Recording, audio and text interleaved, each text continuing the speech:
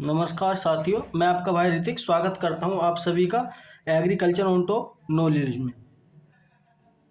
आज हम पढ़ने वाले हैं दोस्तों क्या एग्रोनॉमी के वेरी इंपॉर्टेंट एमसीक्यू प्रश्न जो आपके आईसीआर, बीएचयू, यूपी कैटेट या अन्य बीएससी एग्रीकल्चर एंट्रेंस एग्जाम की क्या तैयारी कर रहे हैं, तो ये आपके लिए बहुत ही हेल्पफुल होने वाले हैं। तो दोस्तों आज हम इस वीडियो के अंदर देखने वाले हैं कितने 50 MCQ क्वेश्चन, कितने 50 MCQ क्वेश्चन जो आपकी तैयारी को और मजबूत बनाएंगे। ठीक है, अगर आपने हमारे YouTube चैनल की प्लेलिस्ट जाकर विजिट नहीं की है तो आप एक बार हमारे YouTube चैनल की प्लेलिस्ट जाकर जरूर चेक करें कि हमने किस किस तरीके की वीडियो डाल रखी है। जो आपकी हॉर्टिकल्चर है वो पूरी कवर करा दी है, सस्य विज्ञान है वो पूरी कवर करा दी है, आपकी एनुअल सस्पेंडरी है उसके कुछ चैप्टर बचे हुए हैं तो उसकी क्या है क्लासें आपको मिलती रहेंगी, और उसी के साथ क्या है आपको प्रैक्टिस सेट भी क्या मिल रहे हैं और इसी प्रकार क्या मिलते रहेंगे। ठीक, तो दोस्तों चलते हैं गैर टाइम वेस्ट करें आगे, स्टार्ट करते हैं अपनी क्लास को जो वेरी इंपॉर्टेंट MCQ है उनकी। तो दोस्तों सबसे पहला है, बहुत ही सिंपल है, सस्य विज्ञान के जनक किसे कहा जाता है? तो ऑप्शन नंबर ए है प्रिटेंडे कृष्ण जी को, ऑप्शन नंबर बी है JB वेस्टिंगटन को, ऑप्शन नंबर सी है CR वेल को, ऑप्शन नंबर डी है उपयुक्त में से कोई नहीं। तो दोस्तों आपको पता होगी जो हमारे सस्य विज्ञान के जनक कहलाते हैं वो क्या कहलाते हैं? प्रिटेंडे कृष्ण जी। ठीक है, हॉर्टिकल्चर के किसे माना जाता है वो आपको क्या है, आप सब लोग ये कमेंट में बताना कि हॉर्टिकल्चर के फादर किसे माना जाता है। अगला प्रश्न है, प्रश्न नंबर 1, भारत में विकसित धान की पहली प्रजाति कौन सी थी? दोस्तों ऐसी कौन सी वैरायटी थी धान की जो सबसे पहले क्या हाइब्रिड के द्वारा क्या तैयार करी गई थी? तो विकसित धान की पहली प्रजाति, सॉरी, ठीक, तो वो कौन सी थी? गोविंद थी, जया थी, ऑप्शन नंबर सी IR8 थी, या ऑप्शन नंबर डी पंथ 4 थी। तो दोस्तों आपको पता होगी जो सबसे पहले तैयार करी गई थी धान की प्रजाति, जो मैंने धान की कल्टीवेशन कराई थी तो आपको क्या पढ़ाया था, तो इसका जो ऑप्शन नंबर राइट होगा कौन सा? बी, यानी कि जया। उसके बाद अगला प्रश्न है, कह रहा है कि IR8 जो है किसकी वैरायटी है? किसकी है दोस्तों? धान की है, चावल की है, ये की बात होगी दोनों की। तो दोस्तों आप इसकी ये क्या कर लेना, गणना कर लेना। ओके, तो इसमें क्या है, ये पूछ रहा है कि IR8 है वो किसकी वैरायटी है? तो दोस्तों ऑप्शन नंबर ए राइट हो जाएगा किसकी? धान की। अगला प्रश्न है, प्रश्न नंबर 3, कह रहा है कि धान की खड़ी फसल में छिड़काव के लिए सर्वोत्तम विधि कौन सी है उर्वरक देने की? तो दोस्तों ऑप्शन नंबर ए है यूरिया, ऑप्शन नंबर 2 है फास्फोरस, और ऑप्शन नंबर 3 है पोटास, ऑप्शन नंबर 4 है अमोनियम सल्फेट। तो दोस्तों इसकी जो सर्वोत्तम विधि होती है खड़ी फसल में देने की तो वो कौन सी है मानी जाती है, मतलब सर्वोत्तम उर्वरक कौन सा है? तो यूरिया है। इसका राइट आंसर कौन सा हो जाएगा? हमारा ए हो जाएगा। अगला प्रश्न है साथियों, प्रश्न नंबर 4, धान के लिए निम्न में से कौन सा सूक्ष्म तत्व आवश्यक है? नंबर ऑप्शन ए है जिंक, नंबर 2 है बी ऑप्शन है कॉपर, सी ऑप्शन है मोलिब्डेनम, और डी ऑप्शन है बोरोन। तो दोस्तों आपको पता होगी सूक्ष्म तत्व की जो आवश्यकता होती है धान के लिए वो कौन सा है? तो ऑप्शन नंबर 1 यानी कि जिंक की कमी से कौन सा रोग हो जाता है? खैरा रोग। कौन सा? खैरा रोग होता है धान के, बहुत ही इंपॉर्टेंट प्रश्न है उसका भी। अगला प्रश्न है 5वां, कह रहा है कि रेह की प्रति अधिक सहनशील फसल है? तो ऑप्शन नंबर 1 है धान की, ऑप्शन नंबर 2 है गेहूं की, ऑप्शन नंबर 3 है गन्ना की, ऑप्शन नंबर डी है मूंगफली की। तो दोस्तों इसका जो राइट आंसर हो जाएगा, मैं आपको बताएं, जो रेह की प्रति अधिक सहनशील फसल है तो ऑप्शन नंबर ए यानी कि धान की है। अगला प्रश्न है, कह रहा है कि संकर व संकुल मक्का को कितनी दूरी पर बोना चाहिए? कितनी दूरी पर क्या है बोना चाहिए? इसमें से प्रति हेक्टेयर पौधों की संख्या कितनी है? 60,000 है। ऐसी कितनी डिस्टेंस रखनी चाहिए जिससे कि क्या पौधों की संख्या कितनी हो? 60,000 हो। तो दोस्तों इसमें ऑप्शन नंबर ए है क्या 60 से 25 सेंटीमीटर पर बोना चाहिए। अगला ऑप्शन है 45 से 20 सेंटीमीटर पर बोना चाहिए। अगला ऑप्शन है सी 30 से 15 सेंटीमीटर पर बोना चाहिए। अगला ऑप्शन है डी 50 से 15 सेंटीमीटर पर। तो दोस्तों धान की जो बुवाई करते हैं हम कितने पर करते हैं, सॉरी मक्का की, तो 60 इंटू 25 सेंटीमीटर पर क्या अगर हम बुवाई करते हैं तो कितने हमारे प्लांट लग जाएंगे, 60,000। कितने लग जाए, सॉरी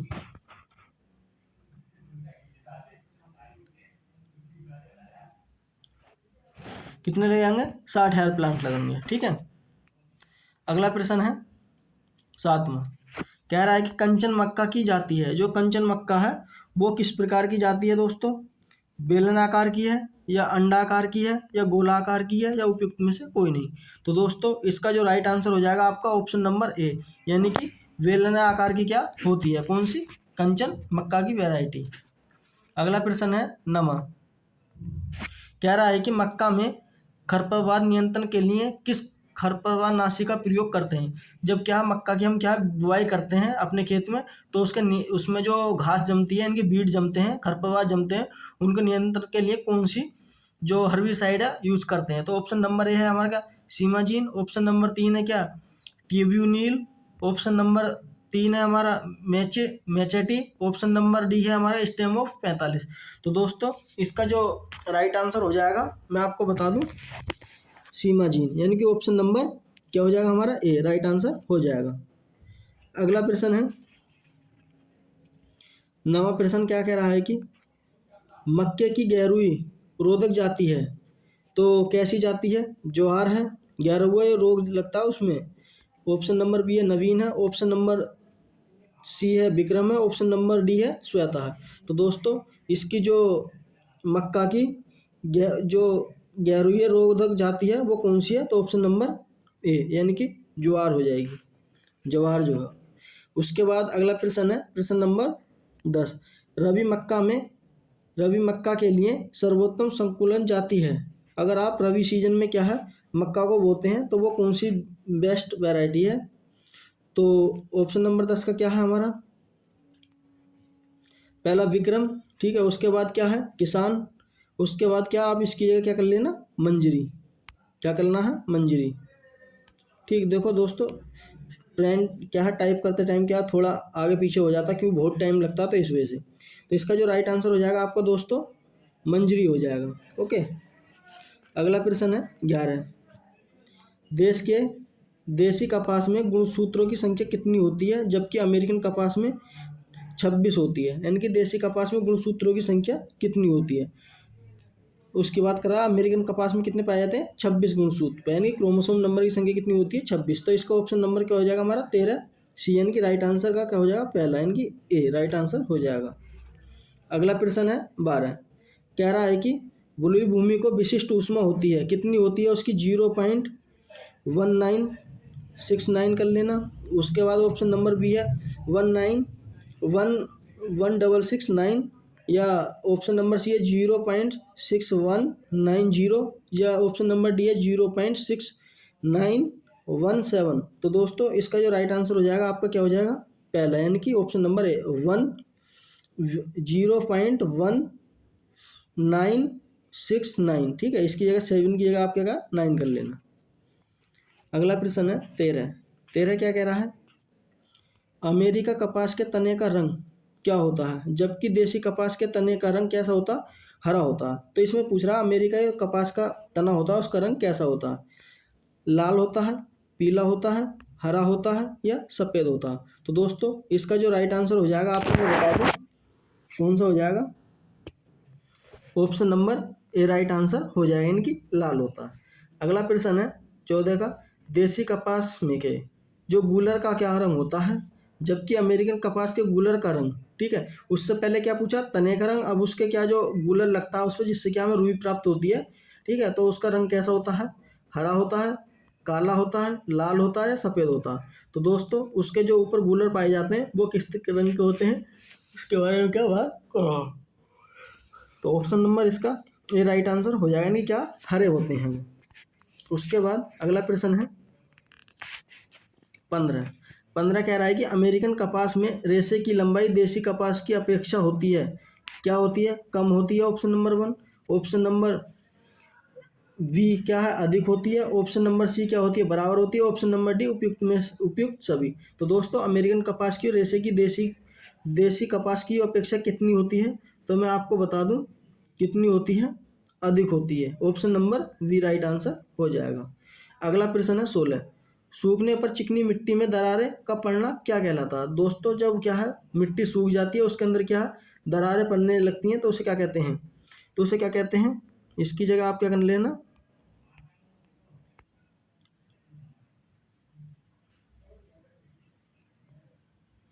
सहसंजन, ठीक है, संजन, संजन जो है, उसके बाद असंजन, उसके बाद है क्या उत्सर्जन, उसके बाद है क्या चूर्णन।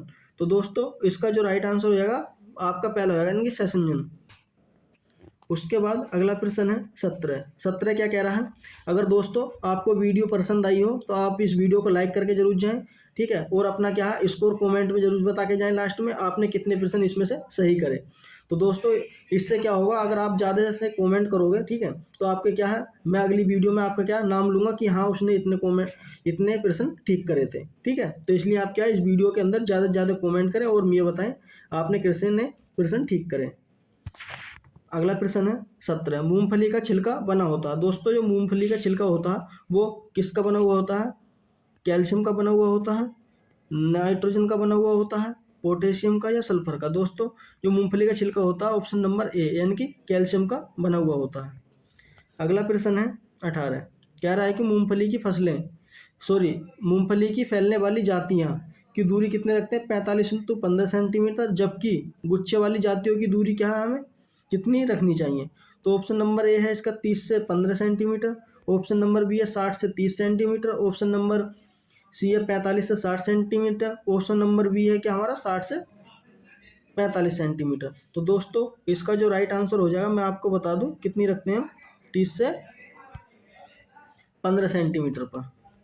अगला प्रश्न है 19, मूंगफली की पत्तियों पर छोटे छोटे गहरे क्या कत्थई रंग के क्या धब्बे बन जाते हैं तो उसे क्या कहते हैं, वो कौन सा रोग कहलाता है। ऑप्शन नंबर ए टिक्का रोग, ऑप्शन नंबर 2 जड़ सड़न रोग, ऑप्शन नंबर 3 गजेट रोग, ऑप्शन नंबर डी गैरोया रोग। तो दोस्तों मैं आपको बता दूं गेहूं की छोटी छोटी पत्तियों पर कत्थई रंग का क्या है पाया जाता है तो वो कौन सा कहलाता है, मूंगफली के अंदर कौन सा लगता है, वेरी इंपॉर्टेंट रोग है टिक्का रोग। ओके, उसके बाद अगला प्रश्न है, कह रहा है कि 20 का मूंगफली में स्वपरागण किस समय होता है। तो दोस्तों हमारी जो मूंगफली है उसका जो स्वपरागण होता है जो सेल्फ पोलिनेशन होता है, ऑप्शन नंबर ए शाम को होता है, ऑप्शन नंबर 2 सुबह को होता है, ऑप्शन नंबर 3 क्या दोपहर को होता है, ऑप्शन नंबर डी है रात को होता है। दोस्तों मैं आपको बता दूं जो मूंगफली है उसका परागण जो होता है स्वपरागण सुबह के समय होता है। अगला प्रश्न है, कह रहा है कि 21 का गन्ने की लाल सड़न रोग को प्रति अवरोधिक जाती है तो कोजा कौन सी हमारी 1148, कोजा कौन सी 17 ऑप्शन नंबर सी है कोजा 64 या उपयुक्त सभी। दोस्तों इनकी जो राइट आंसर हो जाएगा मैं आपको बता दूं जितनी भी वैरायटी है वो ज़्यादातर क्या लाल सड़न से इफेक्टेड है यानी कि लाल सड़न क्या रोग ज़्यादा लगता है। अगला प्रश्न है, कह रहा है कि 22वां गन्ने का कौन सा भाग क्या है, कौन सा भाग गन्ने का कौन सा भाग बुवाई के लिए, ठीक है, किसके बुवाई के लिए उपयोगी होता है। तो दोस्तों ऑप्शन नंबर ए हो जाएगा किसका ऊपरी भाग, ऑप्शन नंबर 2 क्या हो जाएगा निचला भाग, ऑप्शन नंबर 3 मध्य भाग, ऑप्शन नंबर डी जड़ वाला भाग। तो दोस्तों इसमें जो राइट आंसर हो जाएगा मैं आपको बता दूं ऊपरी का जो गन्ना होता है पार्ट उसे क्या हम ज़्यादातर सीड में क्या यूज करते हैं अपने खेत में क्या बोते हैं, ठीक। अगला प्रश्न क्या कह रहा है उसे देख लेते हैं। 23वां गन्ने को सूखा सहन करने वाली कौन सी वेराइटी है, जिन्हें क्या सूखा सहन करने के अंदर क्या क्षमता होती है वो कौन कौन सी हैं, कोजा 1148, BR 17, कोजा 70 या उपयुक्त सभी। तो दोस्तों मैं इनमें भी क्या है आपको बता दूं कौन सी है उपयुक्त सभी सूखा सहनशील के प्रति क्या होती हैं, ठीक है। उसके बाद अगला प्रश्न है, कह रहा है कि सर्वोत्तम गुणन कौन सा सर्वोत्तम गुण का गन्ना किस महीने में क्या है कटाई करने पर हमें प्राप्त होता है, यानी कि हम ऐसी कौन से समय पर क्या कटाई करें जिससे कि क्या अच्छे गुड़ की प्राप्ति हो और अच्छा स्वाद हो उसका खाने में, वो किस समय ज़्यादातर क्या मिलता है। ऑप्शन नंबर ए दिसंबर में, ऑप्शन नंबर बी नवंबर में, ऑप्शन नंबर 3 सी मई में, ऑप्शन नंबर डी फरवरी में। तो दोस्तों इसका जो राइट आंसर हो जाएगा मैं आपको बता दूं option number D right answer हो जाएगा, इनकी फरवरी के अंदर काटना क्या हमें चाहिए करना। अगला प्रश्न है 25 क्या कह रहा है उसे देख लेते हैं। बुवाई से पहले गन्ने के टुकड़ों को उपचारित करना चाहिए? किससे? एथेनॉल से, एरिटीन से, दोनों में से एक से, उपयुक्त में से कोई नहीं। तो दोस्तों मैं आपको बता दूं, जो हम ज़्यादातर क्या उपयोग करते हैं, तो इसकी जगह क्या कर लेना आप, एगलाल, ठीक है, इनकी एगलाल क्या कर लेना, एगलाल करके लिख लेना। तो एराटीन, तो इसका ये राइट आंसर हो जाएगा ऑप्शन नंबर सी, दोनों में क्या हम करते हैं। अगला प्रश्न है 26, कह रहा है कि पातालिक चट्टानें होती हैं, पातालिक की चट्टानें होती हैं वो कैसी होती हैं? लाइम स्टोन होती हैं, खड़िया होती हैं, दोनों माइट होती हैं, या उपयुक्त सभी? तो दोस्तों इसका ये राइट आंसर हो जाएगा आपका ऑप्शन नंबर डी, यानी कि सभी। अगला प्रश्न है 27वां, कह रहा है कि रूपांतरित चट्टानें होती हैं, किस किस की होती हैं? संगमरमर की, क्वार्टरजाइट की, नीस की, या उपयुक्त में से सभी? तो दोस्तों इसका जो 27 का राइट आंसर हो जाएगा ऑप्शन नंबर डी, यानी कि उपयुक्त सभी। अगला प्रश्न है 28, कह रहा है कि ग्रेनाइट चट्टान में कौन सी रूपांतरित चट्टानें बनी हुई होती हैं? तो दोस्तों ऑप्शन नंबर 1 है नीस, ऑप्शन नंबर 3 है क्वार्टरजाइट, ऑप्शन नंबर सी है हमारा क्या, कोयला, ऑप्शन नंबर 4 है उपयुक्त सभी। तो दोस्तों 29 का जो 28 का राइट आंसर हो जाएगा ऑप्शन नंबर ए, यानी कि नीस। उसके बाद अगला प्रश्न है 29, क्या है 29, कह रहा है कि मृदा की सबसे ऊपरी सतह कौन सी पाई जाती है? ऑप्शन नंबर ए असतह, ऑप्शन नंबर 2 वसतह, ऑप्शन नंबर 3 पे क्या हो जाएगा ससतह, ठीक, ऑप्शन नंबर डी पे क्या हो जाएगा हमारा वसतह। तो दोस्तों इसमें जो राइट आंसर हो जाएगा, जो मृदा की सबसे ऊंची परत पाई जाती है उसे क्या असतह के नाम से जाना जाता है, इनकी इसका ऑप्शन राइट ए हो जाएगा। अगला प्रश्न है 30, कह रहा है कि मृदा की असतह की मोटाई होती है, कितनी होती है?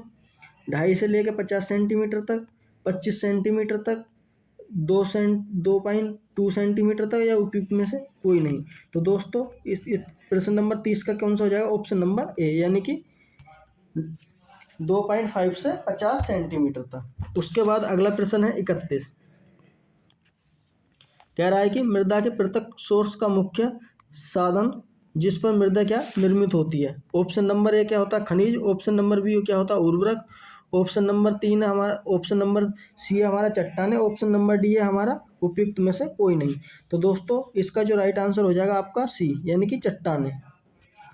उसके बाद अगला प्रश्न है 32, कह रहा है कि मृदा स्पेस में वायु एवं जल का अनुपात होता है, तो इसमें कितना होता है? Option number 1:1, option number B 1:5, option number C 1:2, option number D 3:1। तो दोस्तों इसका जो राइट आंसर हो जाएगा आपका सी, यानी कि 1:2 के आसपास क्या रेशो होता है।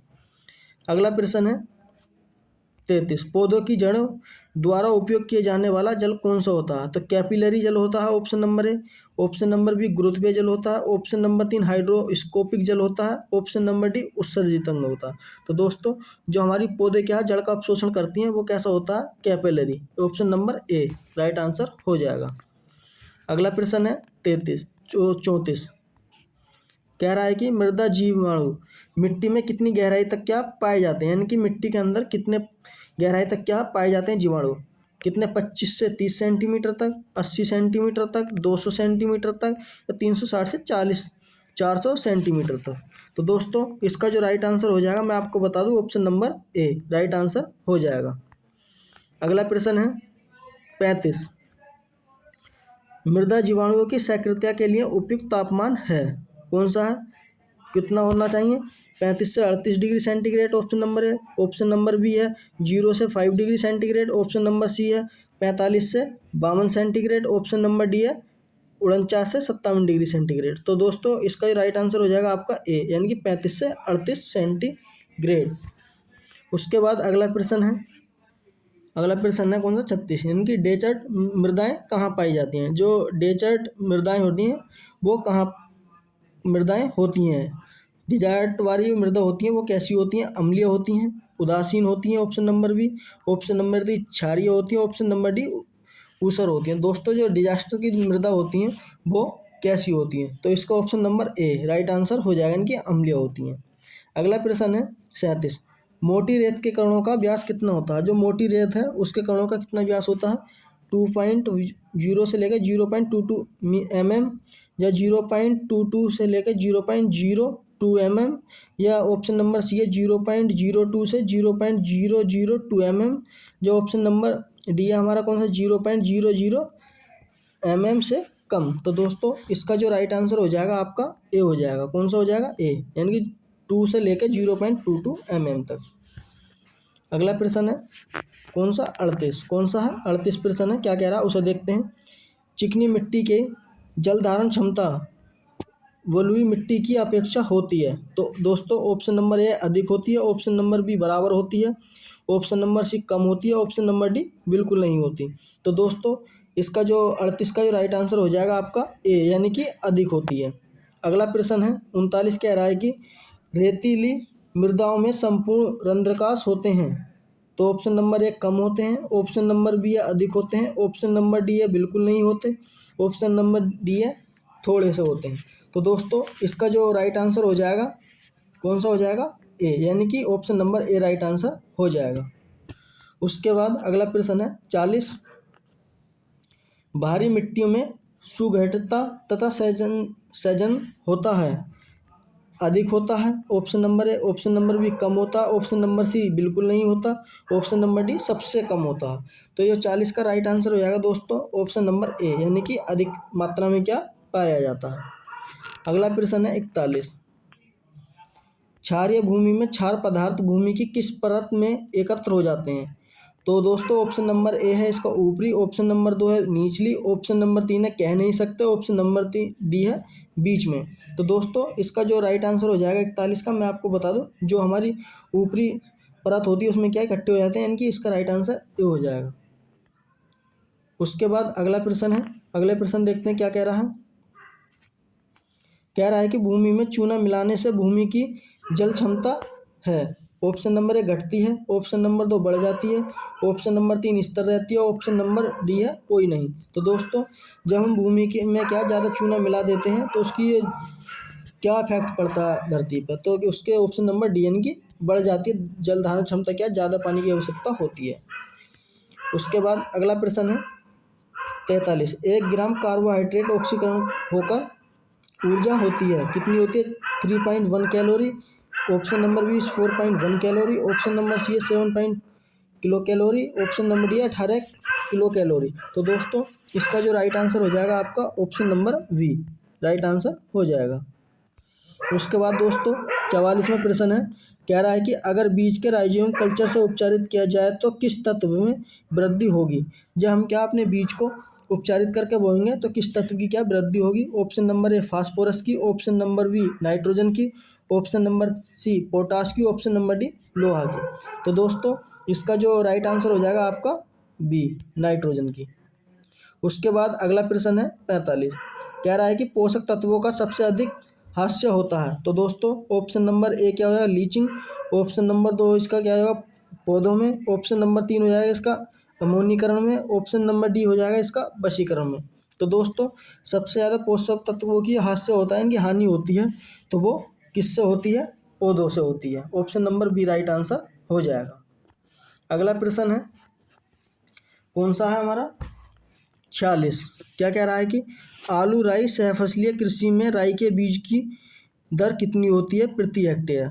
4 KG, option number A 4 kilogram, option number B है 1.25 केजी, ऑप्शन नंबर 3 है 3 केजी, ऑप्शन नंबर डी है 10 केजी। तो दोस्तों इसका जो राइट आंसर हो जाएगा आपका वी यानी कि 1.25 केजी। अगला प्रश्न है साथियों कौन सा है 47, इसकी जगह क्या करना है आपको दोस्तों? भवानी, क्या करना? भवानी, ठीक है। इधर क्या लिख देता हूँ नीचे थोड़ा सा, इसकी जगह स्वाति की जगह भवानी, ठीक। देखो दोस्तों मिस्टेक हो जाती है, ठीक है। कह रहा है कि भवानी प्रजाति है किसकी? सरसों की है, तोरैया की है, किसकी? तोरैया की है, ठीक है। अड़हर की है, मूंग की है। तो दोस्तों इसका ये राइट आंसर हो जाएगा आपका बी यानी कि तोरैया की। अगला प्रश्न है 48, भारत सबसे अधिक मात्रा में निर्यात करता है। तो दोस्तों ऑप्शन नंबर 1 है चाय का, ऑप्शन नंबर बी है जूट का ऑप्शन नंबर 3 है, कॉफ़ी का ऑप्शन नंबर डी है, गन्ने का। तो दोस्तों आपको पता होगी सबसे ज़्यादा निर्यात करता है, जो भेजता है, तो वो किसे भेजता है? जूट को। Option number B right answer हो जाएगा। अगला प्रश्न है, गंगा की जगह धान करना। ठीक है, धान क्या होता है? सफलतापूर्वक। ठीक है, इसकी जगह क्या? सफलतापूर्वक किस मिट्टी में उगाया जा सकता है? तो ऑप्शन नंबर बी है, ए है बलुई। ऑप्शन नंबर बी है चिकने दोमट मृदा। ऑप्शन नंबर 3 है कौन सी हमारी? मटियारा। ऑप्शन नंबर डी है हमारा अम्लीय। तो दोस्तों हम जो धान को क्या किस में ज़्यादातर सफलतापूर्वक उगा सकते हैं? तो इसका जो ऑप्शन नंबर हो जाएगा हमारे चिकनी मिट्टी में ज़्यादातर क्या हम उगाते हैं, जिससे कि क्या उसकी जल धारण क्षमता क्या बढ़ जाती है। ठीक, उसके बाद आज का लास्ट का ऑप्शन है, ये इसका आंसर क्या है, ये आप कमेंट में देना जरूर, और आप बताना कि आपने जितने भी अब तक जो प्रश्न करे हैं 49 में से आपने कितने सही थे, जिससे कि क्या आपको पता लग सके कि हमने क्या कितनी तैयारी कर रखी है। ठीक है, इसलिए आपको क्या पता लग जाए। तो वो पहला है हमारा 49वां प्रश्न, कह रहा है कि क्या कह रहा है? राइजोबियम कल्चर का प्रयोग, यानी कि राइजोबियम जो कल्चर होता है उसका प्रयोग करना किस फसल में लाभदायक होता है? तो ऑप्शन नंबर ए है किसका हमारा? तिलहनी में। ऑप्शन नंबर 2 है इसका दलहनी फसलों में। ऑप्शन नंबर सी है गेहूं में। ऑप्शन नंबर डी है उपयुक्त सभी। तो दोस्तों इसका जो आंसर है आपको ये क्या कमेंट में बताना। अगर नहीं बता पाओगे तो इसकी अगली क्लास कराऊंगा। ये जो मैं है एग्रोनॉमी के 500 प्रश्न क्या कराने वाला हूँ। कितने? 500 प्रश्न क्या कराने वाला हूँ, जो आपकी क्या है यूपी बोर्ड में उन 500 प्रश्नों से क्या बाहर नहीं जाने का। ठीक है, 100% क्या उनसे ही क्या मिलने वाला है, इन 500 प्रश्नों से। ठीक है, इसलिए आप क्या मेरे चैनल पर बने रहें।